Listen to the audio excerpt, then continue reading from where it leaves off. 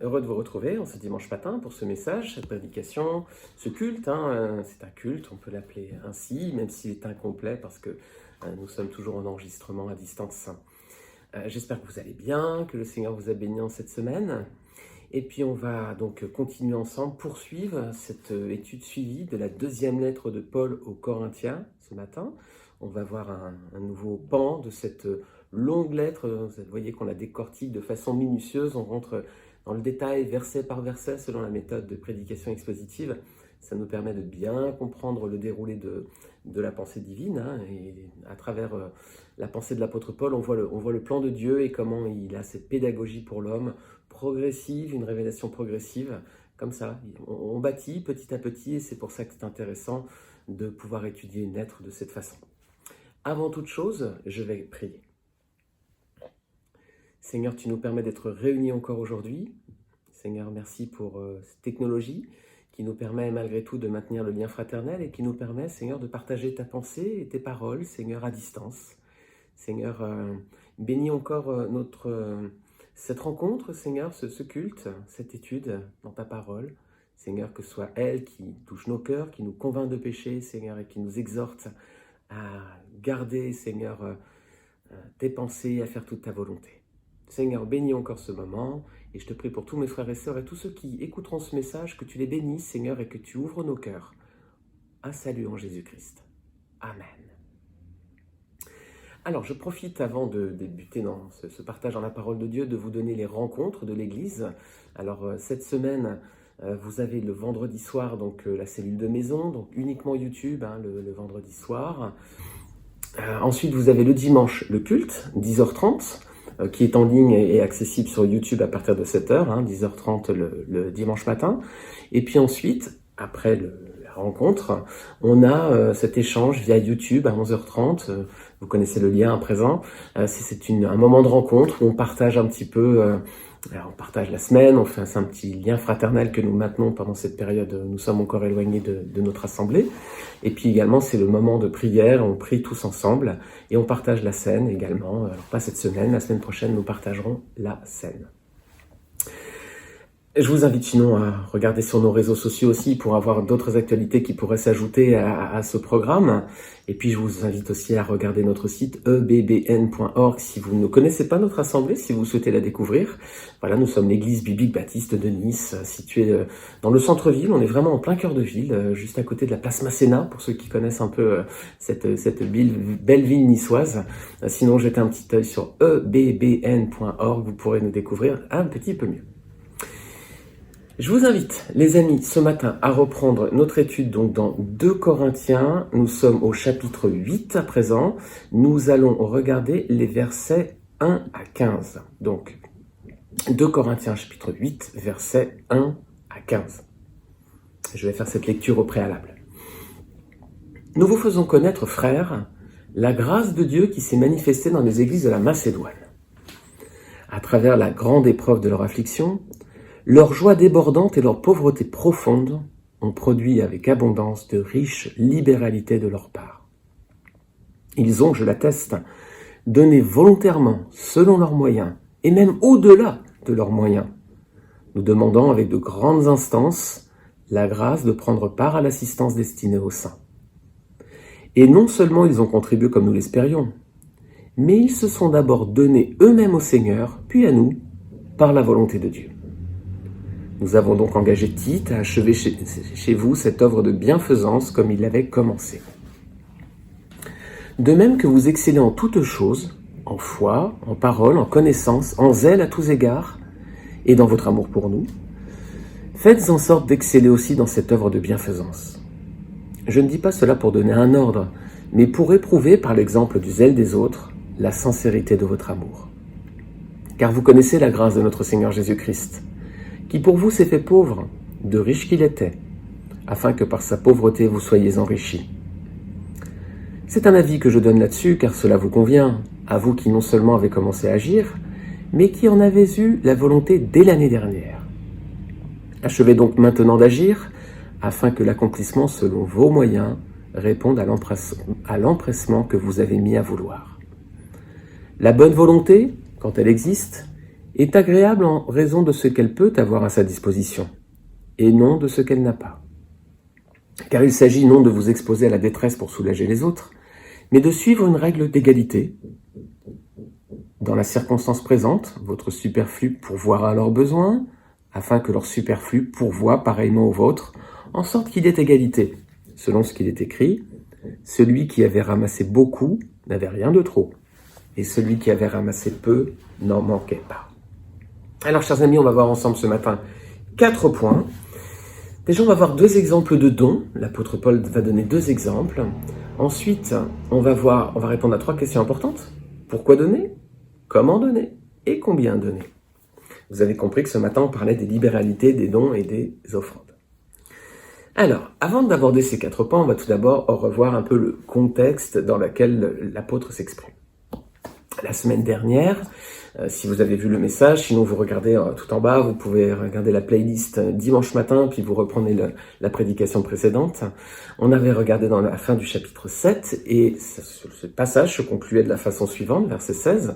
« Je me réjouis de pouvoir en toutes choses me confier en vous. » Alors la confiance, elle était un peu brisée avec les Corinthiens, et là, à présent, elle était renouvelée. Donc Paul, il pouvait poursuivre, il pouvait recommencer l'enseignement avec eux de la doctrine. Plutôt que de régler des comptes, maintenant il allait un peu plus rentrer dans la doctrine. Maintenant qu'ils étaient mieux disposés de cœur, le moment était venu pour l'apôtre de leur parler d'un point important, celui de la collecte, notamment parce que c'était une collecte qu'ils avaient initiée et visiblement ils n'avaient pas été au bout. Alors c'est pas la première fois que Paul leur parle d'argent, on avait vu déjà dans la première lettre aux Corinthiens. Au chapitre 16, vous pourrez également retrouver cette prédication. Là, ce sera sur le site internet bbn.org. Vous allez dans prédication, vous allez retrouver ce message. Paul leur parlait des offrandes, comment ils devaient administrer leurs dons et quelle était l'issue de cette générosité. Alors, dans ce cas-là, pour ce matin, quel était le contexte de cette offrande dont il est mentionné dans ce passage? En fait, elle fait suite à une famine qui a eu lieu à cette époque. Voilà, à cette époque, il y a une grande famine dans une bonne partie du monde, notamment le bassin méditerranéen, et les frères de Jérusalem se trouvaient vraiment dans un profond dénuement, et c'est ce qui a incité la générosité des frères d'autres provinces. Regardez avec moi, on trouve cette explication dans Actes chapitre 11, verset 27 à 30. En ce temps-là, des prophètes descendirent de Jérusalem à Antioche. L'un d'eux, nommé Agabus, se leva et annonça par l'Esprit qu'il y aurait une grande famine sur toute la terre. Elle arriva en effet sous Claude. Les disciples résolurent d'envoyer, chacun selon ses moyens, un secours aux frères qui habitaient la Judée. Et ils le firent parvenir aux anciens par les mains de Barnabas et de Saul, donc Paul en l'occurrence. Alors Paul, donc, il était notamment chargé de cette collecte parmi les églises qu'il avait fondées en Macédoine et en Achaïe. On voit cette explication dans Romains chapitre 15, versets 25 à 28.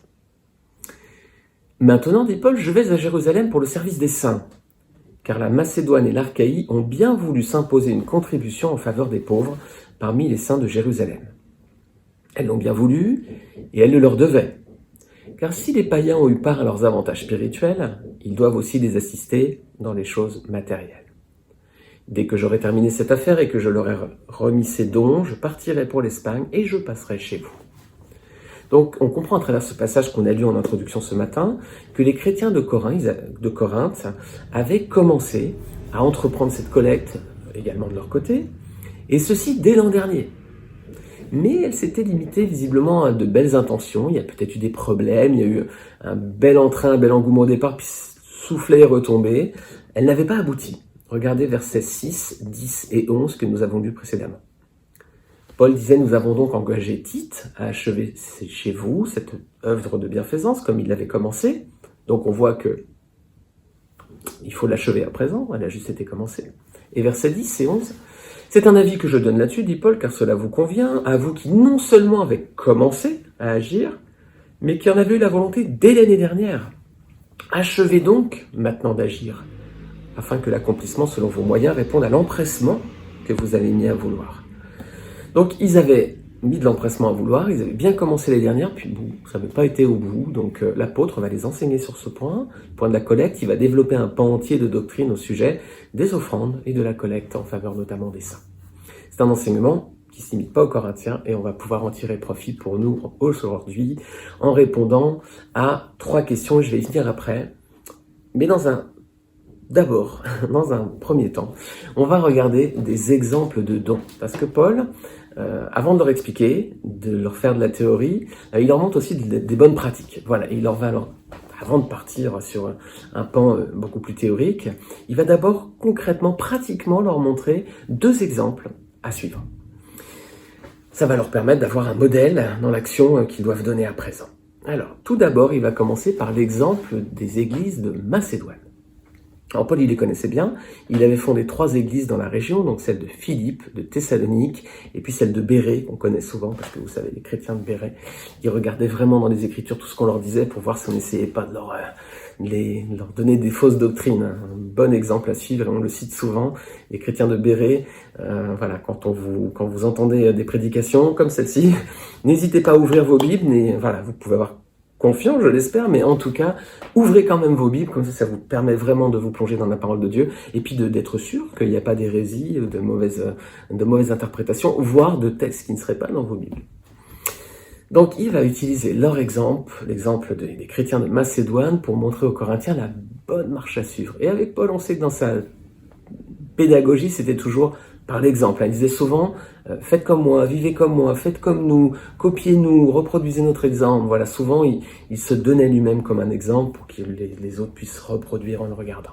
Et c'est ce qu'a fait le Seigneur Jésus-Christ. C'est ce qu'il a dit également. Tout ce que vous avez vu, tout ce que vous avez entendu, reproduisez-le. Alors, on va relire le début de notre passage, versets 1 à 5. On va prendre tous les versets qu'on a lus en introduction, puis on va les dérouler comme on fait d'habitude pour voir la progression de la pensée. Nous vous faisons connaître, frères, la grâce de Dieu qui s'est manifestée dans les églises de la Macédoine.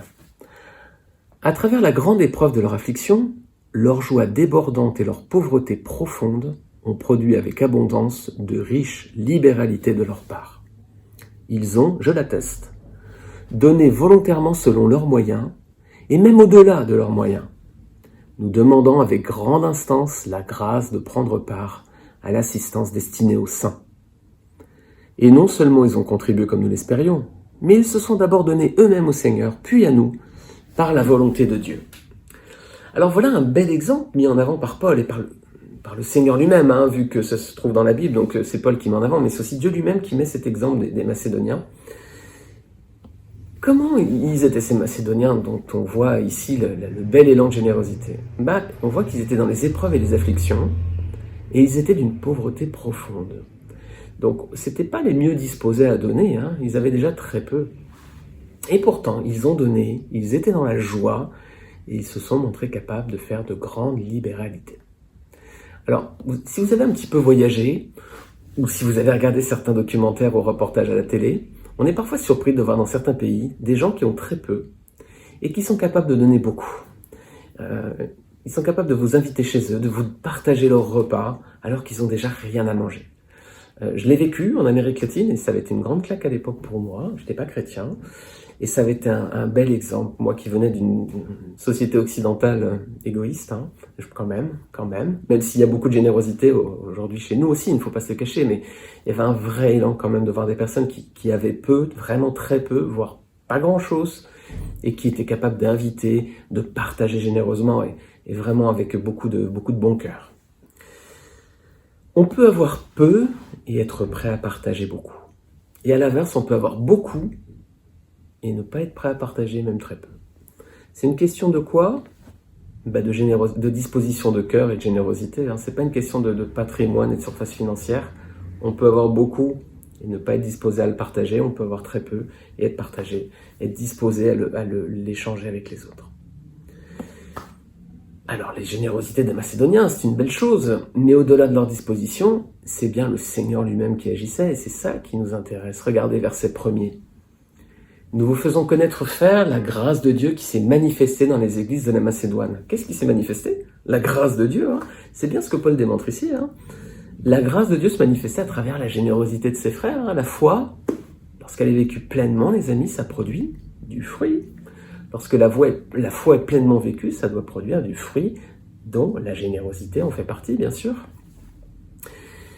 Premier exemple avec les églises de Macédoine, voilà, des personnes qui avaient peu, mais la grâce de Dieu se manifeste en eux, ils étaient chrétiens, ils ont donné beaucoup.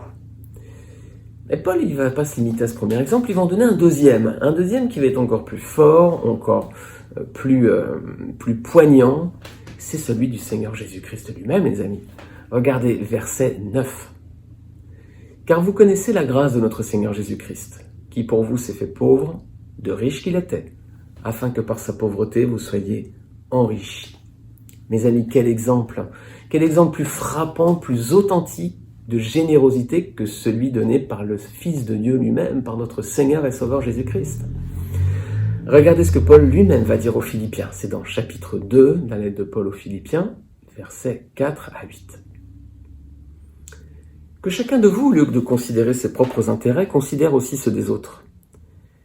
Ayez en vous les sentiments qui étaient en Jésus-Christ. Existant en forme de Dieu, il n'a point regardé son égalité avec Dieu comme une proie arrachée. Mais il s'est dépouillé lui-même, en prenant une forme de serviteur, en devenant semblable aux hommes, et il apparut comme un vrai homme. Il s'est humilié lui-même, se rendant obéissant jusqu'à la mort, même jusqu'à la mort de la croix. » Jésus-Christ est bien le Fils de Dieu. Il s'est fait homme pour devenir serviteur, il s'est fait pauvre, lui qui était riche. Tout ça pourquoi ? Pour mourir sur une croix, pour expier nos péchés. Toutes nos fautes ont été expiées par le Seigneur, c'est lui qui en a payé le prix sur la croix, et devant Dieu, tout est effacé. Si nous acceptons ce sacrifice pour nous, si nous le rejetons dans ces cas-là, pour Dieu, nous sommes toujours sous la dépendance de ce péché par rapport à lui. Mais si nous acceptons que le Seigneur soit mort pour nous sur la croix, alors il y a une substitution entre la mort de Jésus qui vient prendre en fait tout notre péché et qui le cloue sur la croix avec lui. Et ceux qui acceptent ce sacrifice, bien la Bible dit qu'ils sont appelés à présent enfants de Dieu parce qu'ils ne sont plus sous la colère de Dieu. Et à présent, ils sont ce que la Bible appelle sauvés. Voilà, ils sont sauvés du châtiment éternel, du feu de l'enfer. Alors si vous voulez être sûr de passer votre existence après la mort au paradis, si vous ne savez pas s'il y a quelque chose après la mort, la Bible dit clairement qu'il y a une vie après la mort, d'ailleurs c'est dans notre cœur, on en a malgré tout ce sentiment, cette espérance, mais après la mort, il y a deux voies.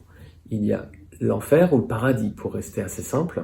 De toute façon, c'est pas plus compliqué que ça, même si les termes ne sont pas tout à fait toujours repris dans la Bible, mais il y a l'enfer d'un côté et puis le paradis de l'autre. Si vous voulez être sûr d'avoir fait le bon choix et d'aller dans la bonne direction, celle de la vie au paradis avec le Seigneur, il faut accepter le sacrifice de Jésus sur la croix à votre place.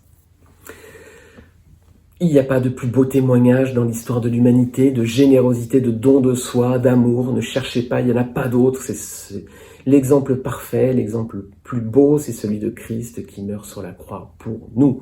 C'est l'expression la plus parfaite de l'amour désintéressé, de la générosité. Donc quand Paul parle de don et de générosité, bien entendu, il cite le Seigneur Jésus-Christ.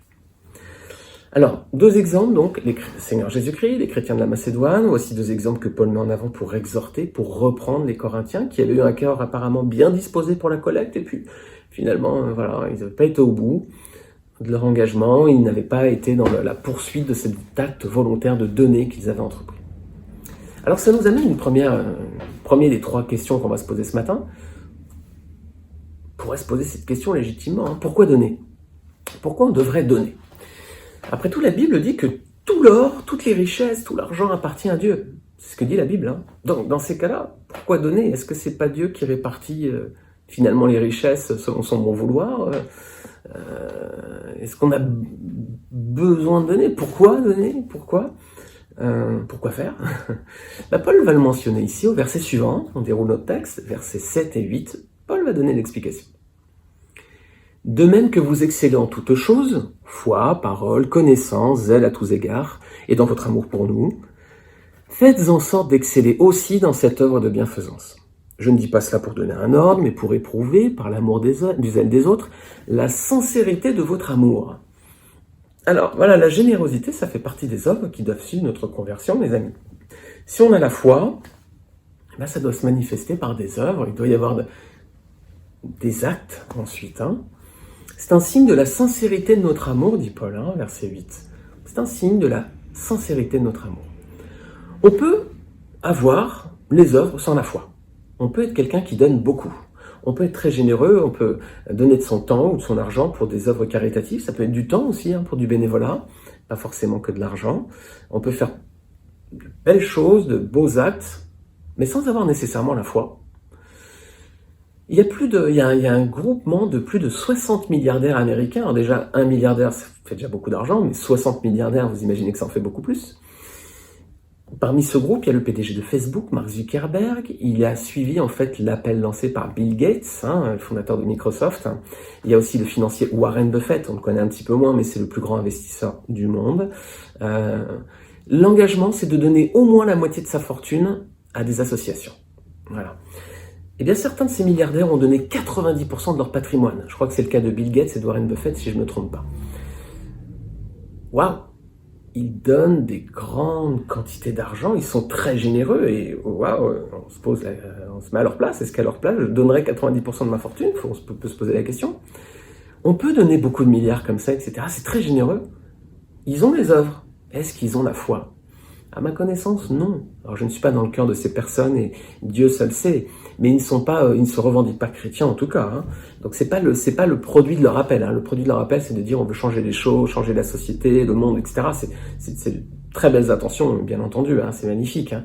Mais ils sont pas chrétiens authentiques. Enfin, ils le revendiquent pas en tout cas. Donc on peut avoir les œuvres sans avoir nécessairement la foi. Mais nous, si nous sommes chrétiens, comme nous avons la foi, on doit avoir les œuvres. On peut pas dire, certains font les œuvres, et puis nous, on a la foi. Hein. C'est ce que dit l'apôtre Jacques. Dans son épître, Jacques, chapitre 2, verset 18, l'apôtre Jacques dit, quelqu'un dira, toi, tu as la foi et moi, j'ai les œuvres. Montre-moi ta foi sans les œuvres, et moi, je te montrerai la foi par mes œuvres. Vous voyez, l'idée, c'est quoi? C'est qu'il y en a qui peuvent dire, toi, t'es chrétien, t'es très bien, c'est ton appel, c'est ta vocation, voilà. Moi, je fais des œuvres, je donne de l'argent. Ouais. Très bien, mais quelqu'un dira, toi tu as la foi, moi j'ai les œuvres, montre-moi ta foi sans les œuvres. Est-ce que par tes œuvres tu as la foi? Dit Jacques. Non, pas nécessairement. Hein. Par contre, nous, en tant que chrétiens, c'est ce que dit l'apôtre, nous devons montrer notre foi par nos œuvres, il doit y avoir quelque chose qui se voit. Alors pourquoi donner, mes amis? Parce que c'est un fruit de notre conversion, tout simplement. C'est normal, c'est le fruit que notre cœur a été touché. À présent, on est prêt à donner de l'argent, du temps, de l'engagement, hein, à l'église aussi, hein, c'est un don de soi. Cela permet d'exprimer, comme le dit l'apôtre Paul au verset 8, la sincérité de notre amour. Donc notre don, il peut prendre différentes formes, encore une fois. Il peut être sonnant et trébuchant ou pas, ça peut être des engagements aussi. Mais c'est pas forcément dans des œuvres caritatives. Non. Maintenant, c'est la preuve de notre amour, la sincérité de notre amour par rapport aux autres. Et on n'est pas sauvé par les œuvres, nous dit la Bible. Hein. Non, on est sauvé par la foi seule. Vous savez que c'est ce qui a fait la réforme protestante. Hein. Et souvent nos amis catholiques sont en contradiction, mais il suffit de reprendre le texte biblique. Éphésiens, chapitre 2, versets 8 et 9. En effet, c'est par la grâce que vous êtes sauvés, par le moyen de la foi. Et cela ne vient pas de vous, c'est le don de Dieu. Ce n'est pas par les œuvres, afin que personne ne puisse se vanter. Voilà, la voie qu'a choisi le Seigneur pour le salut, ce n'est pas par les œuvres, c'est par la foi. Voilà. Donc c'est pas par tout l'engagement qu'on pourrait avoir bénévole, caritatif ou autre, c'est la foi qui compte, hein, c'est la foi qui sauve, pas par les œuvres. Mais les œuvres sont la conséquence de la foi. Voilà, tout simplement. Alors, on vient de voir pourquoi donner. Parce que c'est normal, parce que c'est un témoignage de notre amour pour les autres, parce que, comme dans le cas des Macédoniens, ou mieux encore notre Seigneur Jésus-Christ, c'est un exemple de don volontaire. On a vu que c'est pas ce qui sauve, hein, c'est la foi malgré tout, donc pas les œuvres, hein, la foi seulement. Pourquoi donner? Maintenant, on va répondre à comment donner, comment on doit faire pour donner en fait. On va regarder à présent, on va relire notre texte, versets 3 et 5. Ils ont, je l'atteste, en parlant des Corinthiens, dit Paul, donné volontairement selon leurs moyens, donc volontairement, et même au-delà de leurs moyens. Nous demandons avec de grandes instances la grâce de prendre part à l'assistance destinée aux saints. Et non seulement ils ont contribué comme nous l'espérions, mais ils se sont d'abord donnés eux-mêmes au Seigneur, puis à nous, par la volonté de Dieu. Alors vous voyez, il y a 3 points que j'ai volontairement soulignés en rouge. Premièrement, ils ont donné volontairement. Personne ne les a forcés. Personne ne leur a mis un pistolet sur la tempe en disant « faut que tu donnes ». Malgré leur pauvreté, ils ont volontairement partagé le peu qu'ils avaient. ni contraint, ni forcé, juste par générosité. Paul va développer ce point un petit peu plus loin dans sa lettre aux Corinthiens, on va le voir dans les prochaines semaines, mais on peut déjà s'arrêter sur un verset qu'on trouve au chapitre 9 de cette lettre, verset 7. Que chacun donne comme il a résolu en son cœur, sans tristesse ni contrainte, car Dieu aime celui qui donne avec joie. Lorsque nous faisons une offrande ou un don quel qu'il soit, ça ne doit pas être un acte forcé, on ne doit pas le faire par contrainte parce qu'il faut faire ça, c'est bien devant le Seigneur ou c'est bien devant les autres. Non, ce doit être un acte volontaire que nous devons faire dans la joie, les amis. Sinon, ce don n'aura aucune valeur devant Dieu, car Dieu aime celui qui donne avec joie. Premièrement, donc, ils ont donné volontairement. Deuxièmement, ils ont donné avec zèle. Verset 4, ils ont demandé avec de grandes instances, on l'a lu, la grâce de prendre part à l'assistance destinée aux saints. On voit ici tout le zèle de cette assemblée. Ils veulent participer à cette collecte, ils veulent vraiment prendre part. Alors c'était peut-être le zèle des Corinthiens au début, mais on a vu que ça s'était estompé. Ceux de Macédoine avaient vraiment été au bout. Ça montre aussi que notre offrande, elle doit être volontaire et elle doit être avec zèle, les amis. On doit mettre du cœur. Il y a des choses qu'on aime bien faire et des choses qu'on aime beaucoup faire dans notre vie. Alors chacun a les choses qu'il aime, qu'il préfère et tout ça, ses passions ou autres. Mais il y a des choses qu'on aime bien faire, on les fait avec beaucoup de zèle parce qu'on aime vraiment ça. Et ben c'est ainsi qu'on devrait faire notre offrande, nous dit la parole. On devrait la faire avec empressement, avec joie, avec bon cœur, avec volonté. Peut-être des choses qu'on fait avec zèle dans nos vies, on est capable de se lever à 5 heures du matin pour les faire, ou se coucher à 2 heures pour aller au bout. Ben voilà comment on devrait faire notre offrande, mes amis, avec autant de zèle, voire plus. Donc 2 choses déjà, ils l'ont fait volontairement avec zèle, mais il y a un point encore plus important, il est fondamental celui-ci. Qu'est-ce qu'ils ont fait d'abord? Ils se sont d'abord donnés au Seigneur. Voilà, ils étaient consacrés. Je l'ai dit, ça sert à rien de faire de belles œuvres, de beaux dons, même volontairement, même avec zèle, comme nos 60 milliardaires américains. Ça sert à rien parce que c'est pas ce qui compte devant Dieu. Ce qui compte, c'est que d'abord, ils se soient donnés au Seigneur. Vous savez, en Égypte, si vous connaissez un petit peu l'histoire des pharaons, si vous vous rappelez certaines leçons d'histoire du collège, vous vous rappelez les pharaons, en fait, ils pensaient que à l'arrivée, après leur mort, à l'arrivée dans l'endroit où ils pensaient aller, il y aurait une balance, on retirait leur cœur, et sur la balance, on mettrait leurs œuvres, voilà, leur cœur, leurs défauts et tout ça, et en fonction de l'orientation de la balance, ils pourraient aller au paradis ou pas. Bon, voilà, mais ça, ce sera en fonction des œuvres. Alors, ce serait injuste parce qu'il y en a qui ont plus que d'autres, donc ils auraient le cœur, évidemment, qui balancerait plus facilement d'un côté ou de l'autre. Ce serait pas équitable, d'une certaine façon. Donc, tout ceci est vain, ces croyances sont vaines. Ce qui compte, c'est d'être consacré à Dieu, d'avoir donné son cœur au Seigneur Jésus-Christ et d'avoir fait la paix avec Dieu par le sang du Seigneur sur la croix. C'est ça qui compte. Et c'est ce que souligne Paul dans ce verset, ils se sont d'abord donnés eux-mêmes au Seigneur. Voilà, d'abord ils se sont donnés à Dieu et après ils ont donné aux autres. Mais avant de donner aux autres, il faut se donner à Dieu. Sinon, le sacrifice que l'on va faire, le don que l'on fera, ne plaira pas forcément à Dieu parce qu'il aime ceux qui donnent avec joie et il veut d'abord avant tout qu'on soit consacré et qu'on se soit donné à son Fils. On n'est plus avec les Égyptiens avec les balances, tout ça c'était faux. Alors on évoque ici le thème des offrandes, mais ces principes s'appliquent aussi à tout ce que nous pouvons faire pour le Seigneur, ce zèle, cette générosité, etc. Si par exemple vous pouvez être actif dans votre église, dans votre assemblée, vous pouvez prêcher le dimanche, vous pouvez faire des études bibliques, vous pouvez faire du ménage, vous pouvez faire la décoration, vous pouvez faire l'accueil, vous pouvez faire plein de choses, les chants ou autres. Il faut toujours les mêmes conditions, c'est tout ce qu'on fait pour le Seigneur, c'est volontairement, sans contrainte, avec zèle, de bon cœur, on devrait être prêt à se lever à 5 heures du matin pour le faire. Et puis d'abord, avant tout, les amis, en étant consacrés à Dieu. Sinon, vous comprenez bien que ça sert à rien et que le Seigneur ne prendra pas plaisir à quelque engagement qu'on pourrait avoir pour lui. Pourquoi donner? Comment donner? Et il reste la dernière question, c'est combien donner? Combien on doit donner?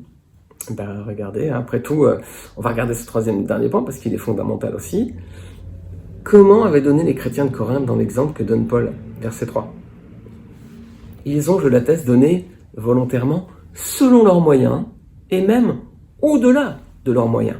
Alors ils ont donné selon leurs moyens et même au-delà. Alors le principe est simple. Combien donner? Il n'y a pas de réponse. Voilà. Il n'y a pas de montant précis en disant il faut donner ta. Non. C'est vrai que dans l'Ancien Testament, il y a le principe de la dîme qui est de 10% des revenus. Mais les amis, c'était sous la loi. Aujourd'hui, on est sous la grâce.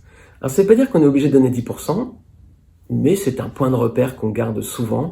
Mais encore une fois, c'est entre le Seigneur et vous. C'est souvent un point de repère que les chrétiens s'appliquent. C'est 10%, c'est souvent un pourcentage qui nous semble tenable aussi dans nos engagements. Et ce qui compte ici, peu importe, c'est pas le montant de ce qu'on donne en fait. 10%, 15%, 5% ou 90% comme certains milliardaires. Vous vous rappelez, ils ont donné 90%, c'est-à-dire quasiment toute leur fortune. Hein. C'est pas important le montant.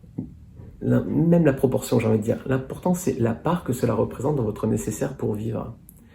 Je peux donner 90% de mes milliards s'il me reste 10%, s'il me reste encore. Allez, j'ai 100 milliards. J'en donne 90 s'il me reste 10 milliards pour vivre.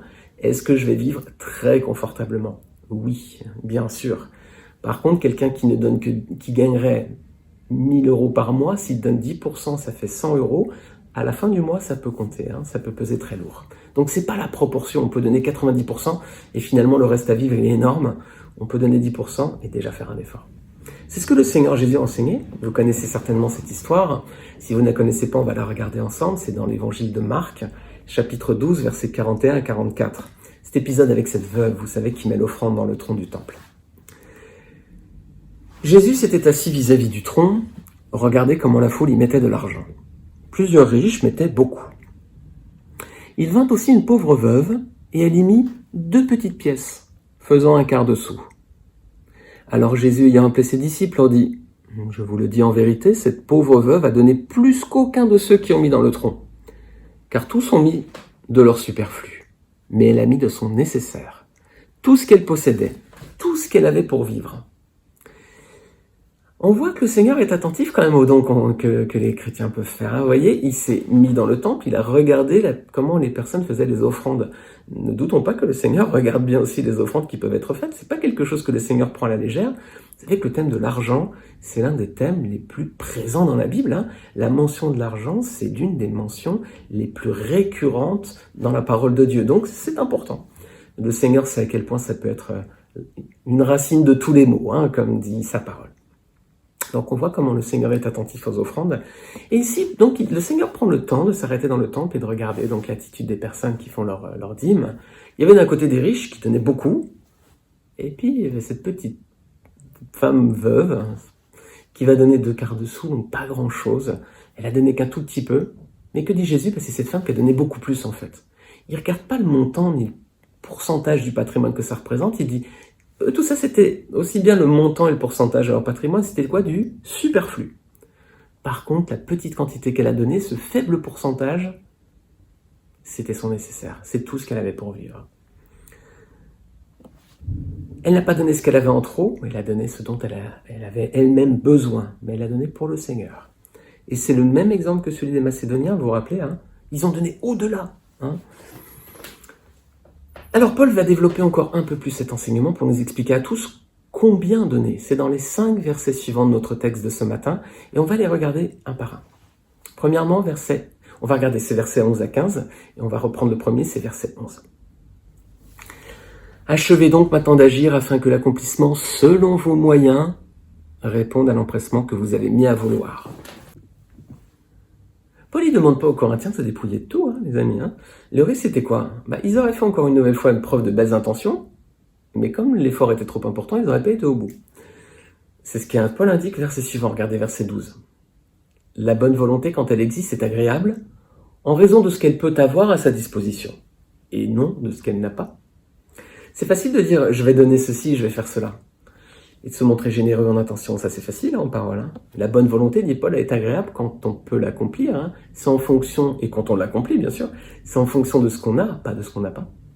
Ce serait se montrer généreux, mais avec de belles intentions, en parole, mais pas en acte. Et Seigneur, ce qui importe pour lui, c'est les actes, pas les paroles. Donc Paul leur recommande plutôt de ne pas se montrer trop zélé, il explique pourquoi cela est sage au verset suivant, verset 13. Car il s'agit non de vous exposer à la détresse pour soulager les autres, mais de suivre une règle d'égalité. Dans la circonstance présente, votre superflu pourvoira à leurs besoins. Il n'était pas question, là encore, pour les chrétiens de Corinthe de se dépouiller de tout. Hein. Pas besoin de devenir pauvres à leur tour pour que d'autres soient riches. On n'a pas nécessairement besoin de se mettre à découvert bancaire tous les mois pour nous montrer généreux. Paul ne demande pas ça, la Bible ne demande pas ça, juste de faire en sorte qu'un principe d'égalité soit respecté. C'est ce qu'il explique dans le dernier point qu'on va regarder ce matin, donc c'est les versets suivants, versets 13 à 15. Donc Paul disait, car il s'agit non de vous exposer à la détresse pour soulager les autres, mais de suivre une règle d'égalité. Dans la circonstance présente, votre superflu pourvoir à leurs besoins, afin que leur superflu pourvoie pareillement au vôtre, en sorte qu'il y ait égalité. Selon ce qu'il est écrit, celui qui avait ramassé beaucoup n'avait rien de trop, et celui qui avait ramassé peu n'en manquait pas. Paul y donne une image ici dans l'Ancien Testament, c'est l'image de la manne au désert. Pendant que Israël était au désert pendant 40 ans, le Seigneur les a nourris avec de la manne. C'est comme une graine qui tombait du ciel. Dieu pourvoyait chaque jour à leurs besoins alimentaires. Ils n'étaient ni riches ni pauvres. Ils avaient simplement la nourriture nécessaire pour vivre et Dieu donnait à chacun selon qu'il avait besoin.